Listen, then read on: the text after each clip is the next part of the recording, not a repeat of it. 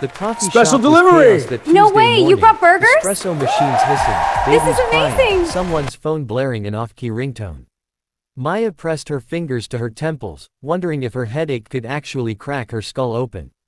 She'd been up since 4 a.m. reviewing spreadsheets for a merger that would probably fall through anyway. Her ex-fiancé had texted her at midnight asking if he could swing by to grab his stuff, 3 years after their breakup, and now her best friend Jenna was late. Again. When Jenna finally burst through the door 20 minutes later, mascara smudged and cardigan inside out, Maya couldn't help but laugh. Some things never changed. Don't start, Jenna warned, collapsing into the chair across from her. Derek didn't come home until 2 a.m. Again. And when I asked where he'd been, he said I was being controlling. She made air quotes so aggressive she nearly knocked over Maya's latte. Maya had heard this song before. Derek was Jenna's on-again, off-again boyfriend of 5 years, a wannabe DJ who treated commitment like a dare. Jen, you deserve someone who actually shows up. Easy for you to say. You're not the one staring down 35 with nothing but a Netflix queue and a therapist on speed dial. Jenna slumped in her seat, then sat up suddenly, eyes gleaming with that dangerous spark Maya recognized from their college days.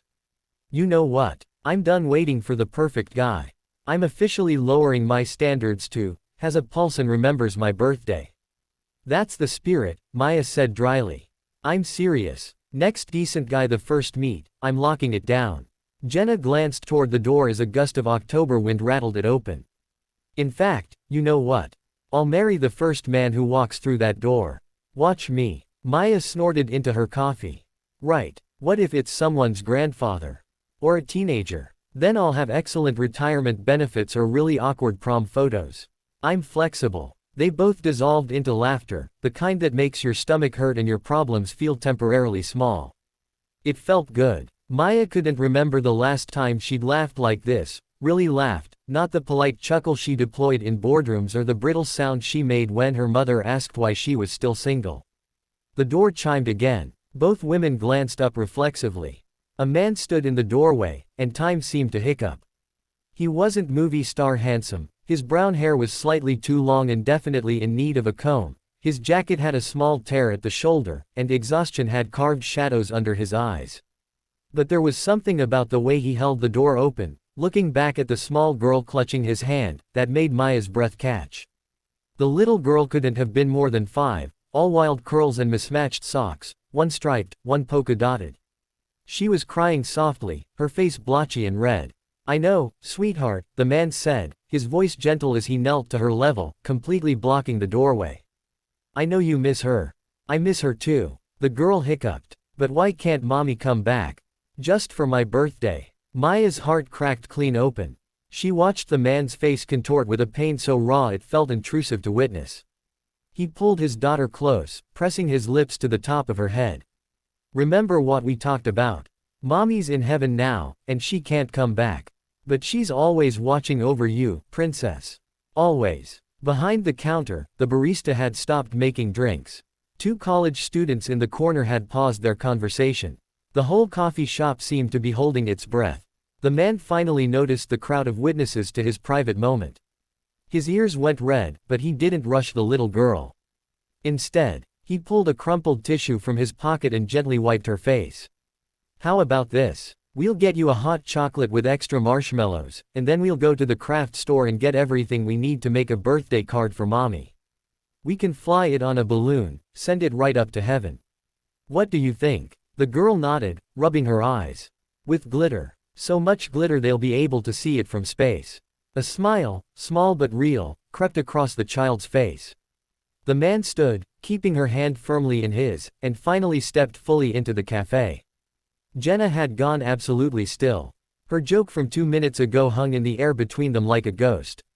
The man approached the counter, but the little girl's shoe caught on the leg of a chair.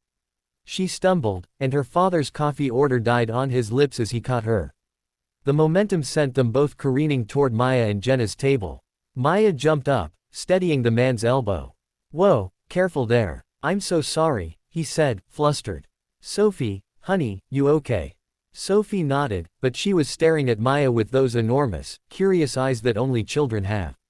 You have pretty hair. Like a mermaid. Maya laughed, surprised. Her auburn waves were currently in what she called corporate professional chaos, but she'd take the compliment.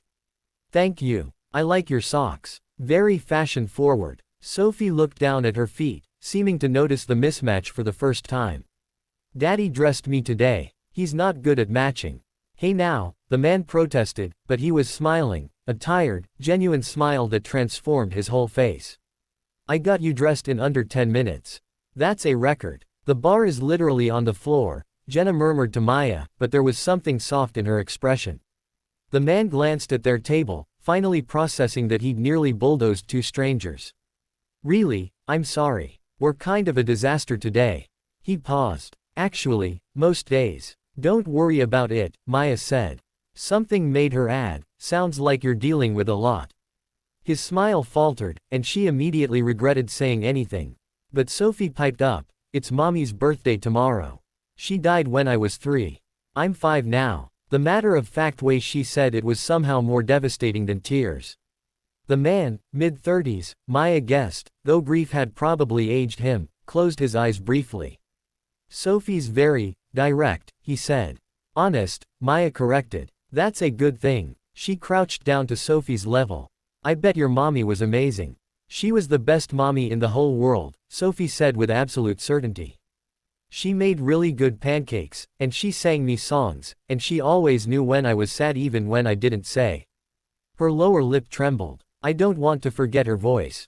The man's face went pale. Maya saw his hands shake slightly as he touched Sophie's shoulder. Without thinking, Maya reached into her bag and pulled out her phone. Can I show you something cool? She pulled up a voice memo app. See this? I record little messages to myself all the time. Stuff I want to remember, my grandma's stories, my dad's terrible jokes, my best friend singing off-key in the car. She glanced up at the man. Do you have any recordings of your wife? Videos, voicemails. Understanding flickered across his face. Yeah, I do. I haven't. I couldn't bring myself to listen to them. Maybe you could pick one, just one, and keep it somewhere safe. For Sophie. For the days when she needs to remember. The man's eyes filled with tears. He blinked rapidly, looking away. That's really smart. Thank you. Jenna, who'd been uncharacteristically quiet, suddenly stood up. Look, this is probably weird, but do you guys want to sit? We have extra chairs, and you both look like you could use a friendly face. The man hesitated, probably weighing whether two strange women in a coffee shop were safe company for his grieving daughter. But Sophie had already decided, climbing into the chair next to Maya. I'm Sophie, she announced. I'm 5. My favorite color is purple, and I have a stuffed elephant named Mr.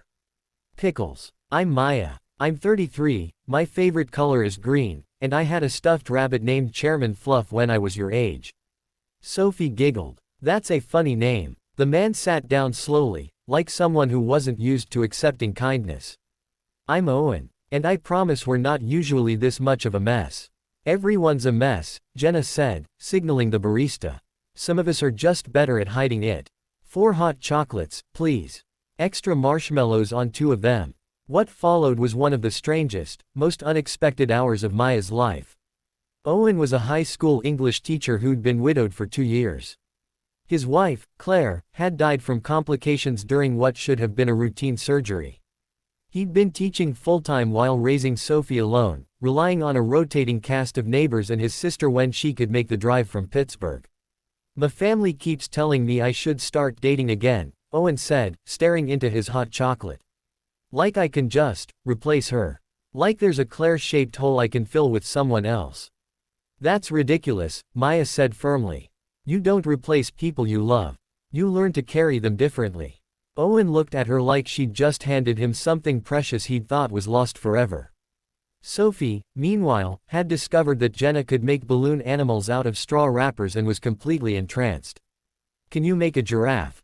I can make an abstract interpretation of a giraffe, Jenna said seriously. The art world calls it postmodern. The little girl laughed, and Owen's whole body seemed to relax at the sound. They talked about everything and nothing. Sophie's upcoming birthday party, attendance, 3 kindergarten friends and Mr. Pickles, Owen's impossible schedule, Maya's corporate job that paid well but made her feel hollow, Jenna's disaster of a love life. Wait, Owen said, looking at Jenna. You're the one who said you'd marry the first man through the door. Jenna's face went scarlet. You heard that. Kind of hard not to. I was the first man through the door. He grinned, the first real, playful expression Maya had seen from him. Should I be offended you haven't proposed yet? I mean, I don't want to rush things, Jenna deadpanned.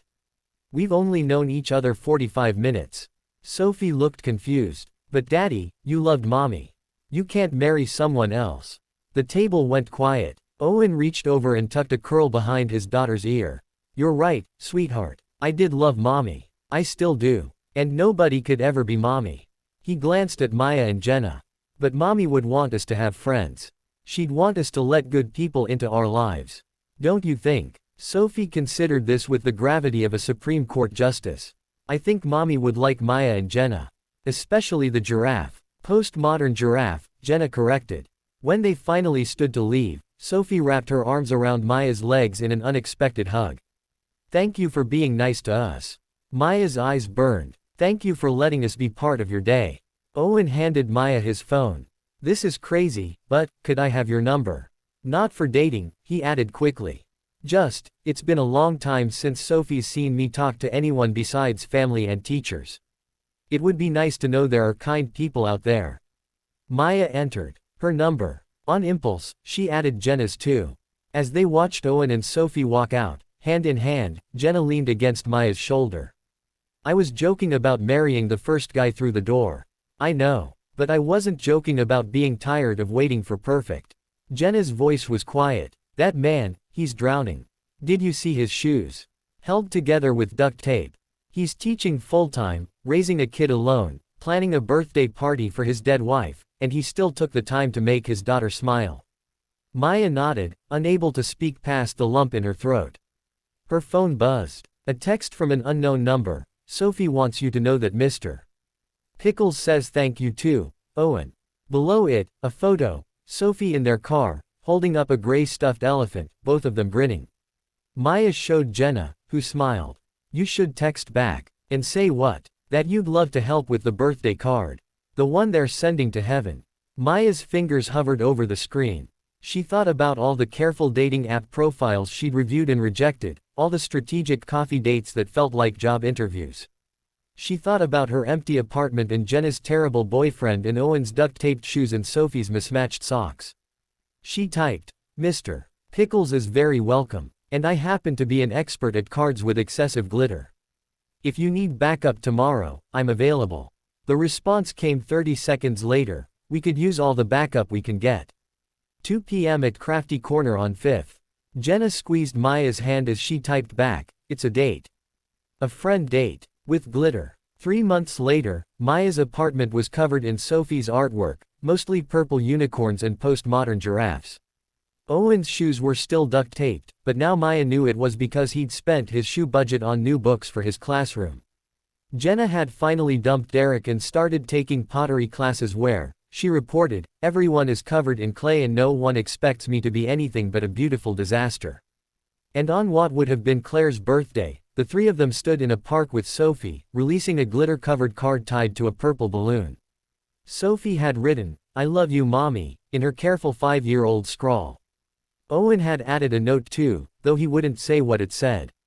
As the balloon climbed higher, Sophie slipped her hand into Maya's on one side and Jenna's on the other. Mommy sent me you, she said with absolute certainty. She knew Daddy and me needed more people. Owen met Maya's eyes over his daughter's head, and the gratitude there was staggering.